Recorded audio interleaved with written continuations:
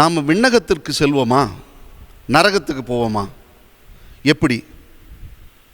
அதை தீர்மானிக்கிறது நாம் வாழ்க்கிற இந்த வாழ்வு தான். அன்புக்குரியவர்களே, ஒரு செய்தி ஒன்று கேள்விப்பட்டேன்.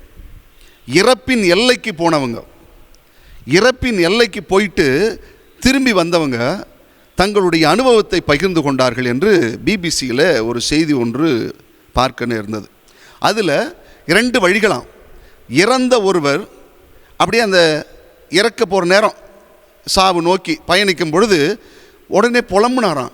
ஐயோ, நான் ஒரே பெரிய இருளில் போகிறேன், ஒரே இருட்டாக இருக்குது, எங்கே போய் இருள் எங்கே போயின்னு தெரியல, எனக்கு இந்த இருளால் என்னால் போக முடியல, கடந்து போக முடியலன்னு சொல்லி ஒரே புலம்பினாராம்.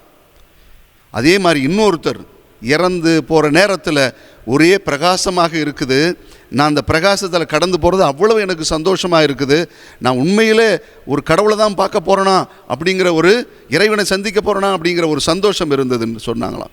இது ஒரு அனுபவ பகிர்வாக இறப்பை நோக்கி நெருங்கி வந்தவர்கள் சொன்ன ஒரு அனுபவம். கண்டிப்பாக இந்த ஒளியின் வழிக்கு நாம் செல்ல வேண்டும் என்றால் இந்த வாழ்வு ஒளியின் வழியாக இருக்க வேண்டும். இருளாக இருந்து விட்டதென்றால் இருளுக்குள் போவோம் என்பதை நமக்கு இந்த செய்தி எடுத்து காட்டுவது போல நான் உணர்கிறேன்.